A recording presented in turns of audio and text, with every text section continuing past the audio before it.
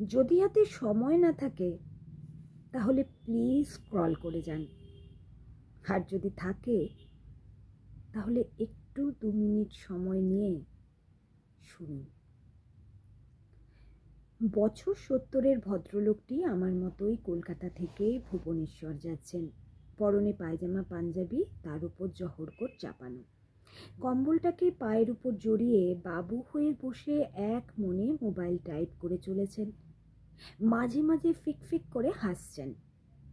বেশ কয়েকবার আমার দিকে তাকিয়ে কি যেন দেখলেন, আবার মোবাইলে মনোনিবেশ করলেন। কেন জানি না সেদিন সেকেন্ড এসি ওই কামরাটি বেশ ফাঁকাই ছিল, ঠান্ডাটা একটু বেশি লাগছিল।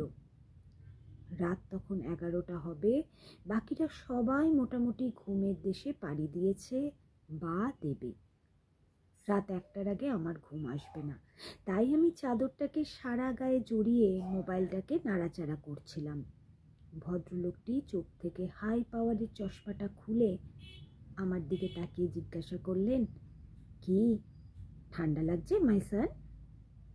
ভদ্রলোকটিকে দেখে আমার শিক্ষক বা প্রফেসর মনে হচ্ছিল। বেশ একটা পার্সোনালিটি তার সারা শরীরের ভাষায় প্রকাশ পাচ্ছিল। তার উপর ওনার মুখে মাই সান কথাটি শুনে আমি একটু নড়ে চড়ে বসলাম। বললাম, তা একটু লাগছে। ভদ্রলোকটি বললেন, এক্ষুনি লাস্ট কফিওয়ালা উঠবে, একটু কফি খেয়ে নাও, দেখবে ভালো লাগবে। ঠিক তাই, দুজনেই কফি নিয়ে বসলাম। একে একে ধেয়ে এলো অতি পরিচিত কিছু প্রশ্ন।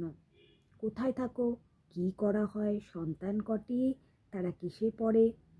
কথায় কথায় ভদ্রলোকটি বললেন উনি ক্যালকাটা ইউনিভার্সিটির বাংলার প্রফেসর ছিলেন। কিছুক্ষণ দুজনেই চুপ। তারপর ভদ্রলোকটি শান্ত গলায় জিজ্ঞাসা করলেন, কেমন লাগছে জীবনের স্বাদ? বাড়িতে সময় দেওয়া হয়? আমি কি বলবো তা ঠিক গুছিয়ে উঠতে পারছিলাম না। ভদ্রলোকটি আমাকে একটু আশ্বস্ত করে বললেন, আমি জানতে চাইছি জীবনটাকে মিষ্টি লাগছে না তেতো?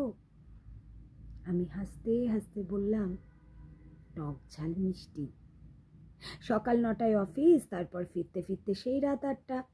বাকি সময়টুকু হয় আমার সাথে বউয়ের ঝামেলা, নয়তো মেয়ের সাথে মেয়ের মায়ের।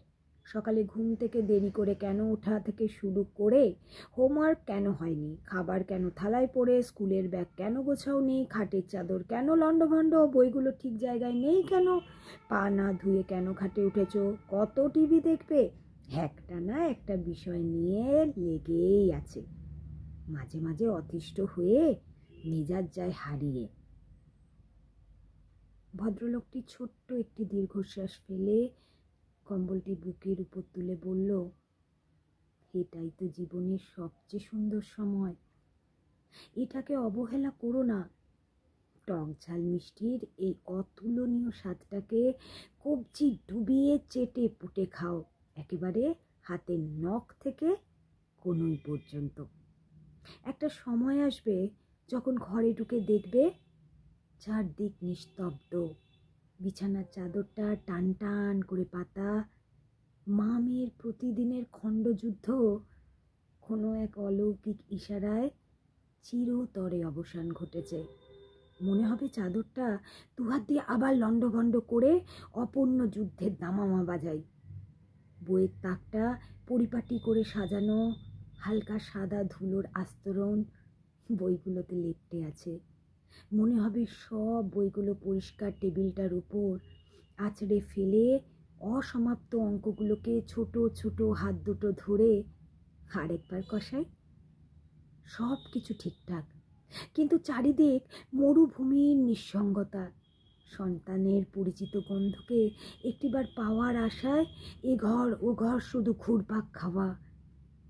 বাড়ি থেকে বেরোবার সময় পেছনে নড়বে না কোনো আদুরে হাত, টাটা। টিভিটা আপন মনেই চলতে থাকে, কেউ কেড়ে নেয় না রিমোটটা। অযথা বাহানায় খাবার টেবিলেই শুকোতে থাকে এঁটো হাত, কেউ ছোবল দেয় না। আর ডিমের কুসুমে মোবাইলের ওপারে আদুরে আওয়াজ প্রতিদিন থেকে প্রতি সপ্তাহ থেকে প্রতি মাসে গিয়ে ঠেকবে। দুদিনের জন্য আসবে, যাবার সময় ব্যাগের ভিতর নিয়ে যাবে হাঁটি হাঁটি পা থেকে একটু একটু করে গড়ে তোলা সব স্বপ্ন। দৃষ্টিশক্তি ধীরে ধীরে লোপ পাবে, বাড়বে শুধু ওষুধের সংখ্যা। অনিদ্রায় চোখ দুটো হয়ে উঠবে আরো নিশাচর। ভদ্রলোকটির প্রতিটা কথা ট্রেনের বিকট আওয়াজ পেরিয়ে বুকের ভিতর যেন তীরের মতো বিঁধছিল।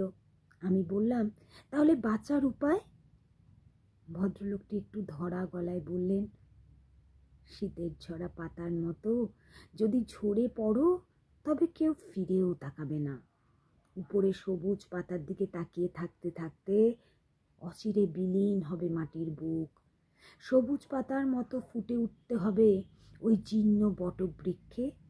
পুরনো বন্ধুদের সান্নিধ্যে আগুনে মনটাকে সেঁকতে হবে, ঠিক যেমন কনকনে শীতের রাতে কাঁপতে কাঁপতে এক টুকরো আগুনকে ঘিরে ধরে একটু ভালো লাগার উষ্ণতা সারা শরীরে মাখতে ইচ্ছে করে।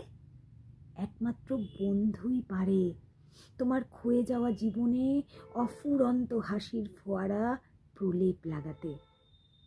তাই তো আমি সময় অসময় চোখ রাখি ওই মোবাইলের ছোট্ট জানালায়।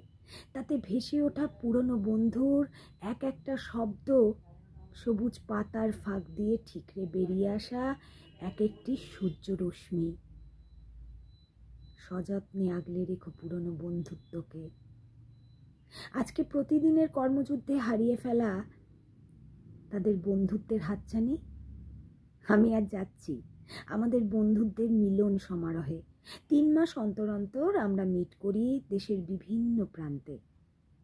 গান বাজনা হাসির কোলাহলে ডুবে থাকি দুদিন, খুঁজে পাই বেঁচে থাকার অক্সিজেন। পরদিন ভোরবেলায় যখন ভুবনেশ্বর স্টেশনে নামলাম, দেখলাম গোটা 15-70 বছরের যুবক ভদ্রলোকটিকে ঘিরে ধরেছে। হাসতে হাসতে তারা এগিয়ে চলেছে নতুন ভুবন গড়তে। আমাকে দেখে ভদ্রলোকটি হাত নেড়ে বলল, লুক মাই সান, এরাই আমার এক একটি সবুজ পাতা। জানি না 20 বছর পর আমাদের ভবিষ্যৎ কি হবে। জানি না মোবাইলে টাইপ করার শক্তি হাতে মজবুত থাকবে কি না। হয়তো ধীরে ধীরে চোখের দৃষ্টি আবছা হয়ে আসবে।